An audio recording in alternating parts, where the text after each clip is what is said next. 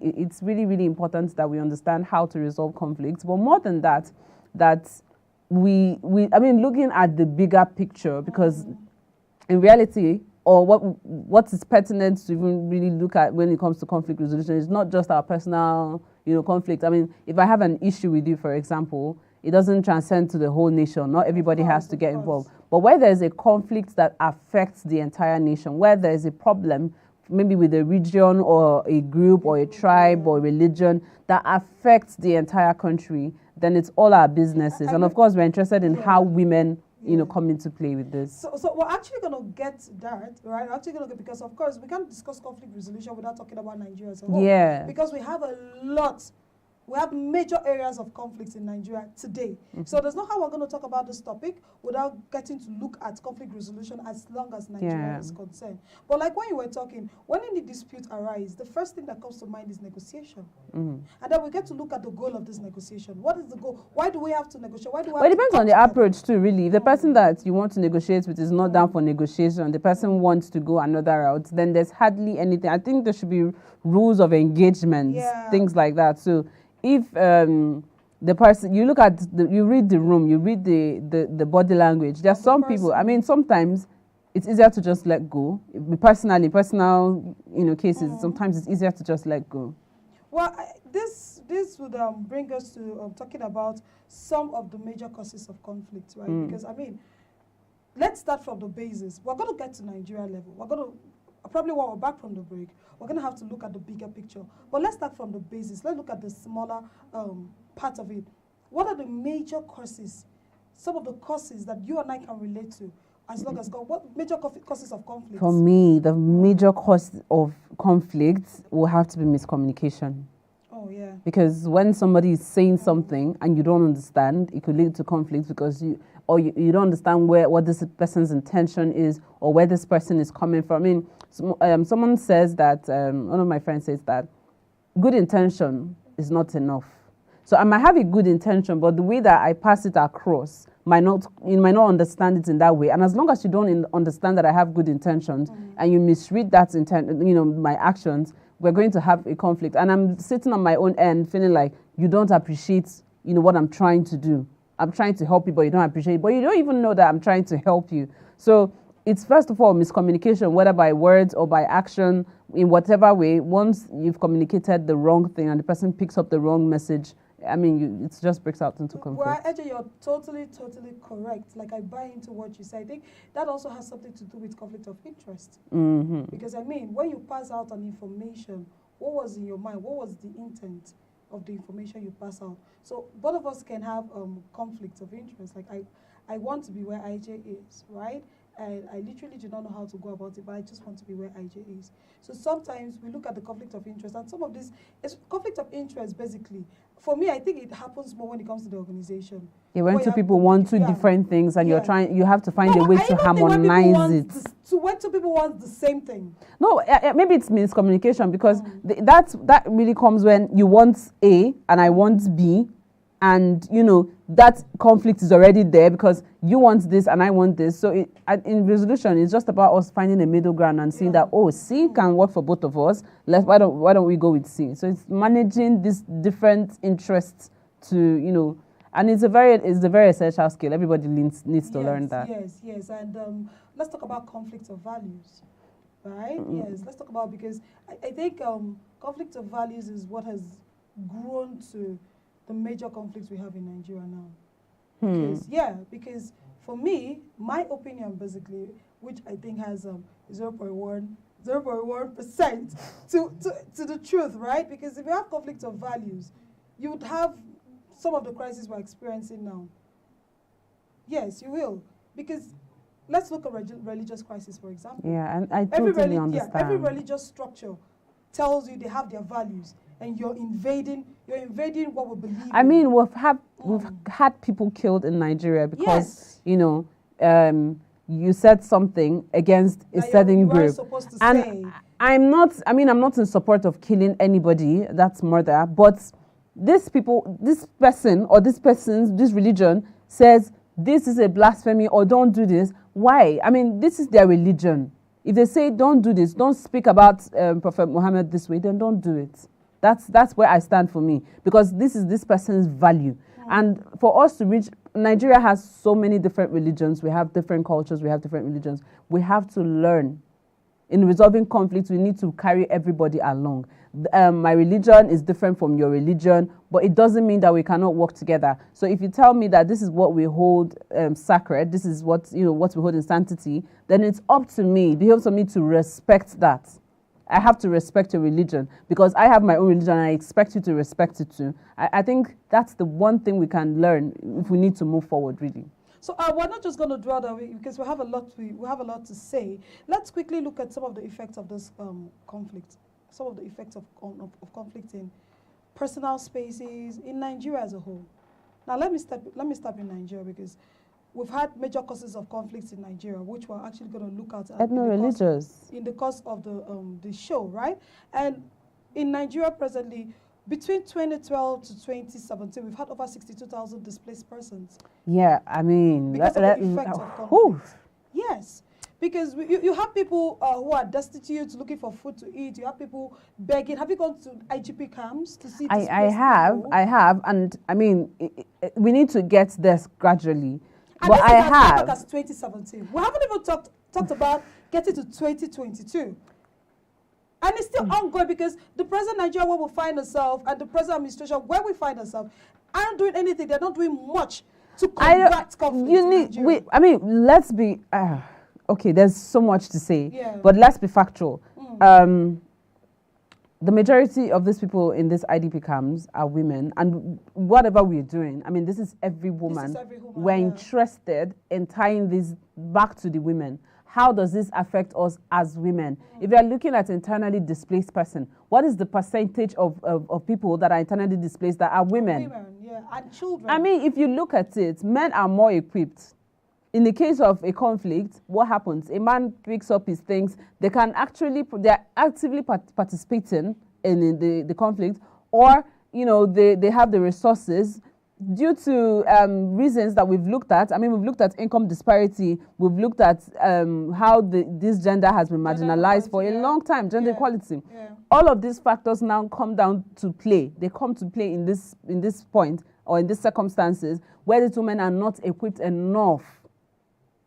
Psychosocially, economically, they've been marginalized. And then you see that they do not have they're not properly positioned to defend themselves when this kind of situations arise. So it's a no-brainer. It's not surprising that women constitute a larger, a larger part of these internally displaced persons. And I think we'll still come down to what the living conditions are really for these women, because I mean we've seen a lot of reports, we've seen a lot in circulation about their living conditions. So IJ, talking about living conditions of these women, right? We realize that a lot of these women live below the normal, below basic living conditions. And these have led to over 2,500 people dying as at far back as 2017, right? And then we have over 62% of this number that are women and their children, and some of them are pregnant women. Mm-hmm. If we look at some of these effects, having that kind of number of people dying, according to MBS, you know that the country as a whole have lost over $13.7 billion, Nigeria, as a result of these people dying. So why don't we look at combating conflict? We're going to go on a very quick break. When we're right back, we're going to continue from what we started. IJ has a lot to say. So make sure you don't go nowhere. You stay with us. We will be right back. I believe in Atiku Abubakar's capacity and the presidency, because Atiku is one of the unifying factors that Nigeria needs now. If you look at the scenario of what is happening in Nigeria right now, you'll find out that Nigeria needs a unifier, somebody that can break the ties and able to stop these issues of insurgencies in every area of the country. I like Atiku Abubakar because he believes in human resource. He believes in raising men. You understand me?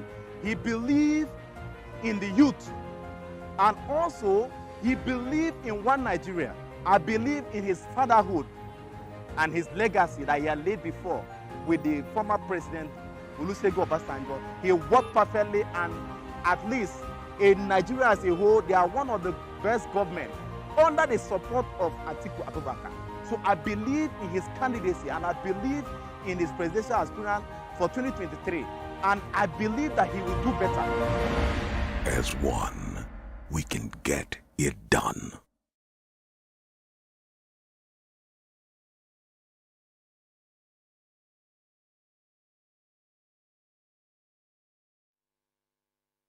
Hi guys, welcome back. If you're just joining us, this is Every Woman. Before I went on the break, we were talking about conflict resolution, and IJ wanted to give us all the hot information she has been able to gather. We're looking at the effects of conflict resolution, right? And we've said that in the last years, between 2012 and 2017, we've lost over 2,005 people who've misplaced, or we have 62,000 people who have been misplaced.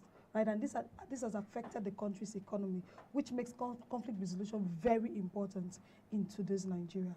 Okay, so I think let's go back. I'm calm now. we need to take it back a little. Yeah. And since we are bringing this down to women, let's look at the conflict itself. We'll start from the conflict, and then we're looking at the resolution. So women have been actively involved in conflicts and resolutions since, before Nigeria became a republic. The pre-colonial wars, women were part of it. The Civil War, women were trading. Nigerian women were trading with Biafran women, risking their lives. They were risking their lives to trade because they had to eat. Yeah. They had to move forward. And if you remember our history correctly, then we'll know that most of the men were out in the forefront fighting, either for the Nigerian side or for the Biafran side. So these women were left to become the heads of household. They were stuck with children that they had to take care of. And then you're telling them that they can't trade with a Biafran woman, or they cannot trade with a Nigerian woman, because there's a war going on. These women don't hear war. Their children are hungry. You see a child that is malnourished, that is about to die, and somebody says, you cannot go and buy food, or you cannot. The woman will risk her lives. I mean, it was open secret that these women were trading across these barriers. And this is one of the effects. You see this conflict affecting the women directly, directly affecting them, even though they were not, involved in the war, per se, as such. And then we take it to present day Nigeria. Now, what we've had, in Borno State, I saw the other day, rehabilitations for repentant Boko Haram, insurgents. And then it is very interesting to know that there were no women there. And women get to suffer the most. I'm saying it because women are victims. They are victims, and more than victims, they are perpetrators and they are accessories. They are part of this. I mean, in 2015, during the bombing at Nyanya and I think Madala, a 15-year-old girl was a suicide bomber. A 15-year-old girl was a suicide bomber. So you cannot tell me that women are not part of this violence. Of course. You cannot say that. So how is it that we know, and these women are being kidnapped? We know that Chibok girls were carried. And we don't even know that most of we can't say for a fact that some of those Chibok girls have been kidnapped. Maybe some of them are recruited. Yes. They're terrorists that have been recruited. And then these women have gotten into this crime organization, and they're perpetrating these crimes. And then you want to do a rehabilitation, and you're considering only men. What happens to these women? Because for any female terrorist that's been released by the army, and they've been released by the army, what happens to them? Do they go back to the society that they came from? These women are ostracized. They are not accepted back into those communities. So why is there not a plan on ground to help rehabilitate these women in the same way that men have been rehabilitated? What does this mean? You ostracize these women, you don't rehabilitate them, you don't provide a conducive environment for them to integrate properly with the society. 5-10 months down the line, they go back to the same people because that's the family they know now. Those are the people that will still welcome them back. Used to, yes. So they will go back. And what have we achieved, really? At the end of the day, nothing. At the end of the day, what have we achieved? And that's looking at women from the side of, perpetrating these crimes. We have to look at how they were even taken in. I mean, we've talked about the forceful recruitment. You kidnap a girl child, you keep her there, you've recruited her, she's now part of this Boko Haram army or any other terrorist group, as it were. And then now, let's look at it, because this is Boko Haram. Now, let's look at it on a wider scale. Let's look at there's the ISWAP, there are the Fulani, well, not really the Fulani herdsmen, the herdsmen farmer crisis. We also have the Niger Delta militancy as well. There are so many of this organization, this terror organizations, Major these are all conflicts. Yeah? These are all conflicts.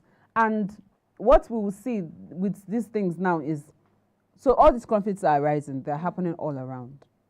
How are we resolving them? And how are we resolving them in favor of the women? That's something we need to look at. Now, we've said it before, that when you have these conflicts, you burn farms. What happens? The women who are the farmers. Hunger to the society, to the women who are the farmers. Yeah. The women who are the farmers, where do they go to? What do they do? How do they cater for their families, their livestock, their children? Now, when I said it before we went on break, really, that when this crisis occur, when these things occur, because women are already psychosocially and economically disadvantaged, they cannot step up to the occasion, and they end up being victims in this crisis. So it's either they are direct victims or that they've lost a partner or child, or they're actually the victims in this situations a lot of times. All right, IJ, so I'm going to pause you there and we're going to take a very quick break. When we're right back, I would just leave IJ to handle this because IJ is really passionate about this. So let's go on a quick break. We'll be back. I believe in Atiku Abubakar's capacity and the presidency, because Atiku is one of the unifying factors that Nigeria needs now.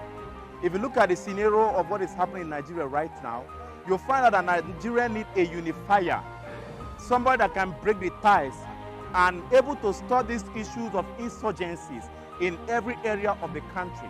I like Atiku Abubakar because he believes in human resource. He believes in raising men. You understand me? He believes in the youth. And also, he believes in one Nigeria. I believe in his fatherhood and his legacy that he had laid before with the former president, Olusegun Obasanjo. He worked perfectly, and at least in Nigeria as a whole, they are one of the best governments under the support of Atiku Abubakar. So I believe in his candidacy, and I believe in his presidential aspirant for 2023. And I believe that he will do better.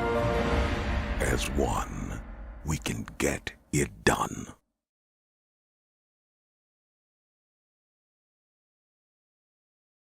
Welcome back. This is Every Woman, your favorite early morning show on AtikuLive. Before we went on a break, we're looking at some of the major conflict groups and major conflicts we are experiencing presently in Nigeria. We've also looked at Boko Haram and how it affects the women basically, because that's what you were talking about. Insecurity, how, really. Yes, how it boils down to the women and how it affects them, from the farmer headers conflict, clashes, to the Niger Delta militancy group, to the Biafran agitations in the I totally skipped on that. Yeah, that's true. So we were looking at this before we went on a break. Now let's look at some of these major conflicts we have here in Nigeria, some of the national conflicts we have here in Nigeria. And one of the major ones that has really posed like a problem is ethnic conflict. I mean, every other conflict issues we've had finds a way to go under ethnic conflicts. Like, okay, it's a religious conflict, that's to do with, okay, you're Igbo, I'm Hausa. I mean, we're one Nigeria, we're not supposed to be experiencing something like that, IJ. I don't know if you have anything to add to that. Well, we are. This Nigeria that was negotiated by our forefathers, like someone said, has to be renegotiated. And this time with the people that are on ground, because there are different realities right now, it needs to be renegotiated. And I don't think that women were really taken into consideration the first time. We would like to see more women, like more women-centered policies and laws. I mean, like we were saying, if we're going down to look at all of these conflicts, really, and how they've arisen, how they've affected us, that's the suicide bomber, really. A 15-year-old girl. 15-year-old. It's a young girl. And imagine I'm not sure that child would have a complete knowledge of what she did. I like that you called her a child, because that's what she is. She's really. a child. She's 15. 15. I mean, an adult in Nigeria is from age 18. Even at 18, not every child at 18 knows what he or she is doing. You don't have a complete direction or complete path of where you're going to at age 18. So you're still a child.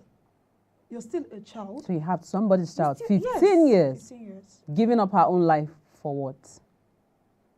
And then you look at it, there's many more where that came from. There are many more suicide bombers from where she came from. There are many more let's not even lie to ourselves. There are many more Female suicide bombers now. not just female terrorists, female collaborators, because these people know somebody gives them food. Somebody buys food for them, somebody cooks for them, somebody feeds these people. And you're looking at, we have women in there. And what is being done? And you know that the first thing is that the first line of reasoning is that women are peaceful in nature. We like peace. So, you know, women are the first people to broker for peace when it calls for it. But what actions have been taken to work with these women? Let's look at another national conflict we are experiencing presently in Nigeria, and that's youth restiveness. It's a major problem because we've seen that youth have broken out to do anything that works for them. And of course, according to MBS, we know that over 54% of youth are unemployed. This is as far back as 2012. And 51% of these are women. 51% are women, the remaining 48% are men. So it still affects the women. Whatever we've been saying at the end of the day, conflicts in Nigeria to unemployment, insecurity, it still boils down to the women, because you realize that the percentage affects the women. And I mean, we have over 50% of the national population that are women. So how do you push all the blame? How do you push the entire problems and issues to one gender? If there is a problem, and we have problems, we have conflicts, rising conflicts in Nigeria, if we have conflicts, and these women are just as much as a part of the society as the men are, then why are they not taken into consideration in the resolution of this conflict? Why are they not being carried along? Why are they not being carried along? These women are heads of, I mean, if in the case of these conflicts happening, I mean, we might not see a lot of women in the forefront when it comes to this crisis, going to bomb houses or terrorize people and burn villages and all of that. We might not see them in the forefront, but these women serve in other capacities as informants. They serve in a whole lot of capacities. And when it comes down to being victims, these women are still, you know, the women are still the highest. They contribute that highest plan when it comes to. I mean, look at from the foundational plan of it. When you have a terrorist group, someone said something, and I think he really has a point, because when you have a group, let's not call it a terrorist group, right? Let's say you have a group of 2 or 3 people planning to do something. There's a woman around. There's a woman who is either, like you said, bringing them together. Information. There's a woman who is cooking for them. There's a woman who is helping them with organization, because you can't take organizational skills out from the women. They are good managers. They are good organizers. There's a woman giving them a good platform for them to whatever way you want to put it.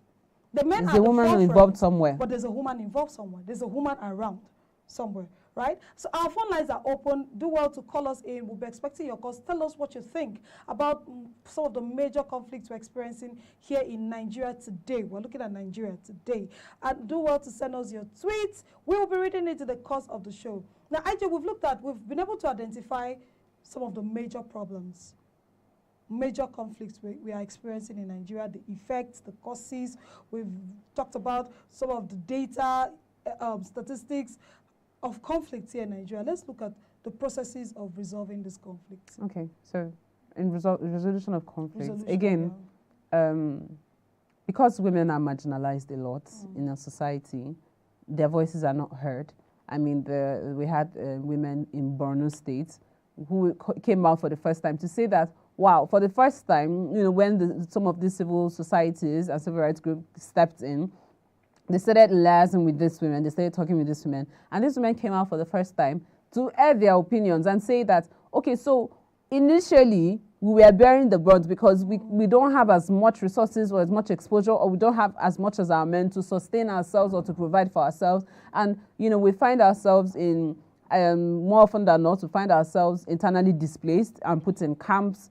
And what happens to us? I mean, there have been accusations of security operatives raping some of these women in order to give them palliatives and all. Yeah. So we know that even within these IDP camps, these women are not protected. So they've said, whenever things like this happen, we are the worst hit.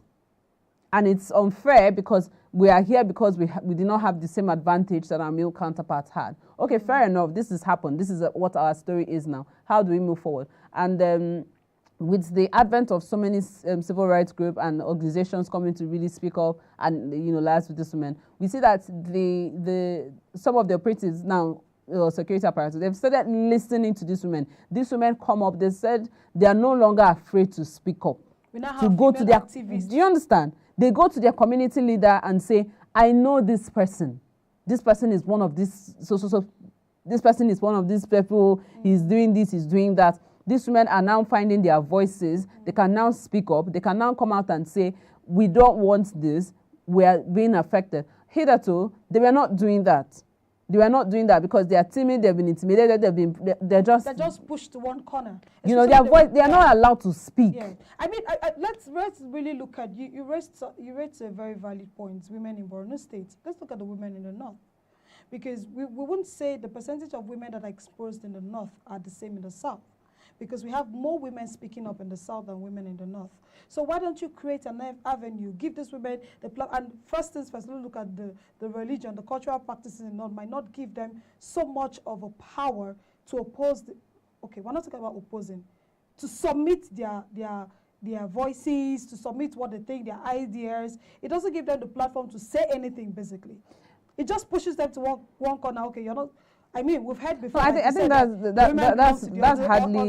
that's hardly that's hardly a religious problem. Or I think it's more of a societal problem. Really, it's a societal problem, and we can't really say it's exclusive or it's particular to the north, because across the length and breadth of Nigeria, there are so many cultures that do not allow their women to speak. They don't allow their women to speak up for whatever reason. Their women are not supposed to be heard, their faces to be seen, they belong to the other room. Yeah. But along the length and breadth of Nigeria. I mean, we were talking the other day, and we talked about how Dr. Atiku has given his wife that platform and supported her to really come out. So, I mean, that's the north. There are a lot of other North, Toyin Saraki, there are a lot of women in the north. Okay, well, that's correct. But there are a lot of women, actually, in the north that from across Nigeria that have come out. Aisha Yusufu. We have women in the north. We have women that have spoken up, that have come out to speak. We need women across Nigeria to really come out, because at the end of the day, in the event, let's not sit down and say, it's our men, or it does not concern us. No, if you have information, it affects us. It falls back to us. Yes. So it's on us to make sure that things go rightly, and that when there's a conflict, that it is effectively resolved. Now, before we go into effectively resolving conflicts, there are steps to be taken. There are processes you need to go through to resolve conflict. And first things first, I think we need to first of all identify that we have a problem. Because, I mean, I don't think our leaders... I don't know if it's a problem of identifying. I mean, it's in the words of a former parliamentarian, it is visible to the blind and audible to the deaf. Well, but then we still have leaders who don't even know we have a problem. Oh, I'm not aware. They are not living in this Nigeria. They're not even in Nigeria. Oh, something like that. I'm not aware. They are not aware that there's a problem. No, those are the people that belong to UAR. I'm not sure they are part of Nigeria. Because it's actually visible, but we still do not know that there's a problem. We still do not know there's a problem. Because if we know that there's a problem, there'll be something to be done about it. There'll be steps to be taken. You take viable steps to make sure that, okay, these things are being curbed. So how many steps are we even taking up when it concerns unemployment? First things first. Let's look at that. What are we doing concerning the youth? We have ASU. Kids are still out. Let's not even talk about ASU. Let's not even go there. We won't go there, but it's something that is open. It's visible. It's there. We can't run away from it. We're talking about how to create employment for youths that don't have jobs that have graduated. But we still have youths who are not going to school, who are at home. So first things first, what are we doing first to identify? Okay, let's know we have a problem. What are we doing to move and solve this? I'll tell you for free, the first thing that we should do, because at the end of the day, the reason why a lot of women are they are where they are is because they are economically or socially disadvantaged. So the first thing we need to do is to bridge that, that gap between men and women, really, to bridge that gap in terms of social support, economic support, or economic. Let that disadvantage that is based on gender, let it not be there. Let's eliminate that disadvantage based on gender. Let them have equal opportunities so that when the time comes, in cases like this, the woman can stand for herself. Because the reason these things keep happening is because these women are perceived as helpless, and indeed, they are helpless. So the first thing to do is to stop making our women a target, or to stop making them praise. Let's stop making them praise for, you know, for terrorist organizations or for groups. Let's stop making our women targets by empowering them, by giving them the quality that they so need. Because if as a woman you have something doing, you have a value that you're bringing, you know, you're bringing value to your family, to yourself. There are some things you might not really consider. There are things you might not consider. You will not be in that position. And even if there's an eventuality that, okay, this has happened, you have, you know, some sort of, you can take care of yourself. You can afford to, you hear about stories about maybe they're closing in or anything. You can afford to, as a woman with her children, to call your family together and say, let's move. Let's move. Protect your lives, protect your property, and move. These are the things that we need to provide for our women. And we need to also provide social, I mean, it is the role of the government, really. I say this over and over again, to provide social protection for its citizens, most especially the women. So if a woman comes to a police station and is reporting a case and is saying, please protect my family, there's an obvious threat, you know, in my environment, please protect us. It should be provided, but now you cannot even go. Women, I had a case where my friend went to a police station, and one of the officers said, we're going to put her in the cell for her own safety, just because if she's outside, some officers might rape her. Oh, wow. Do you understand? And that's the Nigeria that we are in today. That's where we are at right now. So if you cannot get that protection at that stage, at that level, you see, it only goes to show you how helpless we've become, really, as women. When you were talking about some of the officers you were trying to cite the story, it just brings me back to one of the stories that I read online. And we had this girl who went to the police station to report a rape case. She was arrested for reporting. She was arrested for how can a young lady of 21 comes to report a rape case, and you're telling her she's an adult? Why would she say she's being raped? Is it age related? I was surprised when I read the story. Is there an age limit on rape? Oh, because she's 21 and you're telling her she's an adult, why would she come to report rape? Why don't you even, you're not even, God, there's a lot to be done, really, when it comes to the women, when it comes to Nigeria as a whole, when it comes to this government. And that's why I keep hammering on the 2023 elections. That's a way out. Yes, that's a way out. It's time to do more. It's time to look towards where we have good representation. Because, if women are priority in the present Nigeria find ourselves, we would be they're not. The issues. We've said this now, 6%. We currently have 6%. That's not enough. That is, for a country that we've said over and over has 50%, and consider 50% women, 6% is not enough. It's not. It is not enough. So we need more women, and if we're going to go anywhere with resolving conflicts, the first thing that we need to do is to provide equal opportunities for our women, so that they can take care of themselves, so that they can be socially responsible. They can in the case of... Let's just start by sending our girls to school. Let's start from because everything boils out to training, to exposure. I'll have you know that the Chibok girls that were kidnapped were sent to school as well. Well, a lot of girls have been kidnapped from these same schools where they were being sent to. So I think I'll take my statement back. Let's start from getting good representation. Let's start from providing protection for our girls.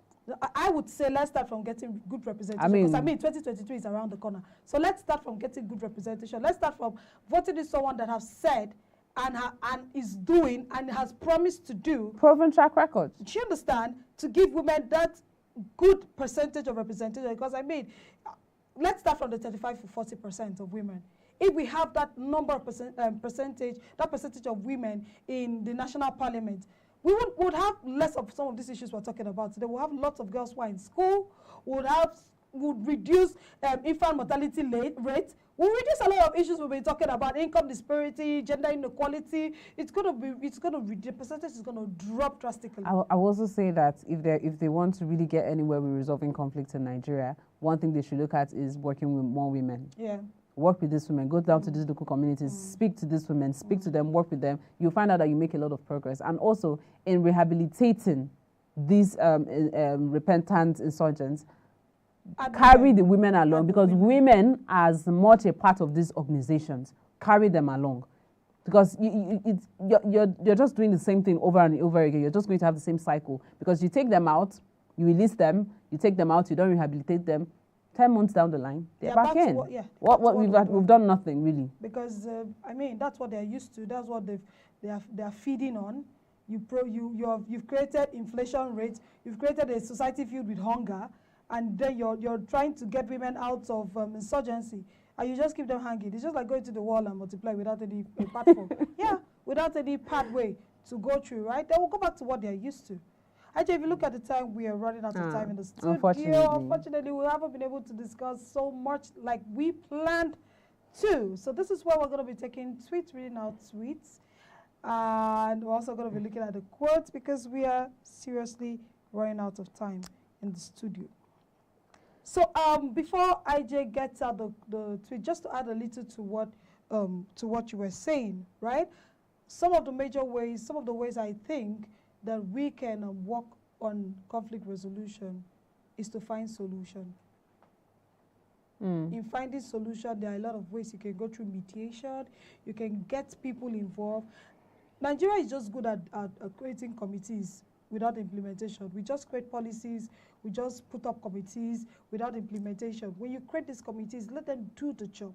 When you create a commission or a parastatal that looks at a particular issue, let them do the job. I'm sure there is a commission or a ministry that works on peace and conflict resolution. I mean, our first lady said, I think she said once that women need to be more included in conflict resolution. I mean, I agree with that. That's a very valid statement. I think she needs to direct it to the right quarters anyway. Yes, I mean, if you're saying that, why are you asking? Who are you I think she has the capacity to shape the narrative if she wants to, if she means what she's saying and it's not just words. Okay, so there's a tweet here. Someone said that in 2021, 15 students died in Ojodu, and that not one police officer in Nigeria went there. The police should have gone there with, even if without guns, and found a way to protect these students. That Nigerian police know nothing about peace and conflict resolution. Which is supposed to be one of a major cause when you're going through police training. It's supposed to be one of the major causes. I think that's the last thing. Yes. The last thing a lot of them know. They know how to escalate problems. From something that is really small, they tend to escalate it a lot of times. There are small issues. You're supposed to learn how to manage large issues and resolve conflicts, and you find them escalating little issues, something really minor, and the next thing it has turned to guns and blows. Something you're supposed to apply a good slight pressure. Diplomacy. Diplomacy, really. You're escalating it. So they need to learn. They need to learn. I think we skip that. It has to be something that one of the major courses they have to learn in police training. Because I mean, what are you doing in the training? You only know how about protecting the society or securing lives and property. It's not just about securing. There are cases where you have to resolve issues and resolve it amicably. Let's take one more tweet. I think that's the much we can take, really. We are running out of time. So I'm just going to read this quote quickly. And it says, 10% of conflict is due to difference in opinion, and 90% is due to delivery and tone of Like I said, it's all about the presentation, how you're able to deliver your message, really. So let me take this quickly. You cannot change what you will not confront. And I would refer that to today's Nigeria and today's Nigeria's led administration. You will not be able to change what you have not thought of confronting. In fact, you can't even confront what you don't know is happening. Because you keep saying, I'm not aware. Oh, something like this happened. Oh, I'm not aware. So how do you confront it? How do you change it? Where is the avenue? What are the strategies? It's not just creating policies. Oh, wow. I'm sorry, please, we have a message. Oh, wow. This is, it says, hi, my name is Mark. Good morning, IJ and Tiana. I always love listening to your show, every woman. Oh, he says, Mark says, I pick out your biases against men, and it's quite understandable. He said you made mention of the 15-year-old suicide bomber, but gave her a fair judgment, not just for her being an underage, but obviously because she's a girl. But if the rules were to be reversed. Sorry. For instance, your statement wouldn't have been the same over the 14-year-old boys who killed their girlfriend for ritual. Please, in a fair judgment, in a fair world, equal treatment and judgment should be given squarely to every crime, irrespective of the gender involved. Yes, I agree. I mean, that's what we are saying. I mean, that's why we raised the issue in the first place. That's the same treatment that we are being meted to the men who were perpetrators, in this organization, who are actually the ones perpetrating this crime, should also be meted to the females. So if you're going to rehabilitate them, rehabilitate the girls as well. If you're going to punish them, punish the girls as well. I mean, I'm going to also add a little to that. We first of all said 15-year-old is a child. So even if it was supposed to be a boy, he's a child. A 14-year-old is still a child. So the 14-year-old that went to, like you said, to go and use their girlfriend for ritual. I don't know. I don't know why they have a girlfriend at that age anymore. But that's not our problem really. But yeah, they are still children, and under the law, they cannot even be taken to jail. They may be to juvenile, but not jail. And underage is underage, irrespective of the gender really. So this is the much we can take on today's episode. It's been an amazing time with you all joining us, and I've had fun with IG as usual. Please do want to send us your tweets, your comments, and suggestions to the social media handles that will be displayed right now on your screen. Till I see you again same time tomorrow. My name is Tiana Wabasi. Please stay out of trouble. And I'm IJ. I'll see you guys tomorrow. Bye. Have a beautiful day. This nation for the first time is most divided like never before. This nation for the first time stands in a place and position of its greatest challenges, perhaps since the Civil War. This is the most challenging period in the economy of our nation. This is the most challenging period in the security, infrastructure, or stature of our nation.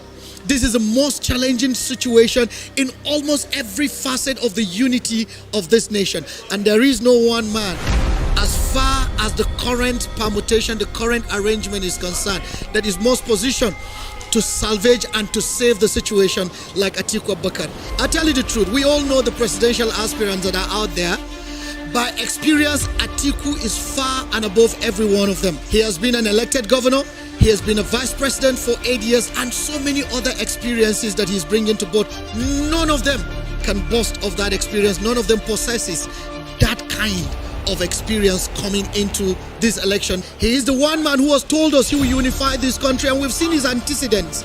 He has friends across the length and breadth of this country like none of those presidential aspirants do. He is a man who has connected well with every Nigerian. He's not a bigot. He's not a tribalist. He's a man who knows nobody after your creed or tribe. He's a man who knows you as a Nigerian. Atiku is a nationalist. Atiku is a patriot. This is the truth of the matter. This is the kind of man that the People's Democratic Party, the PDP, is presenting to Nigerians.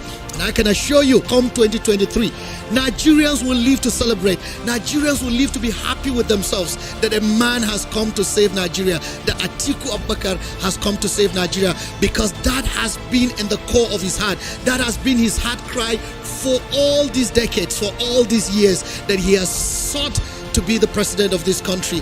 And I assure you, he will unite warring factions of this country. He will bring about the security of this country. He will bring about the economic development of this nation, and all Nigerians will be proud. Today, Nigeria has become a laughing stock in the scheme of things, even on the African continent. We used to be the giant of Africa. We used to be the leader of Africa. But all of a sudden, we've become the laughing stock of Africa. Atiku will change that narrative. Atiku will change that story. Atiku is the best man. He is the right man. He is the man positioned to take this nation to its glory land. As one, we can get it done.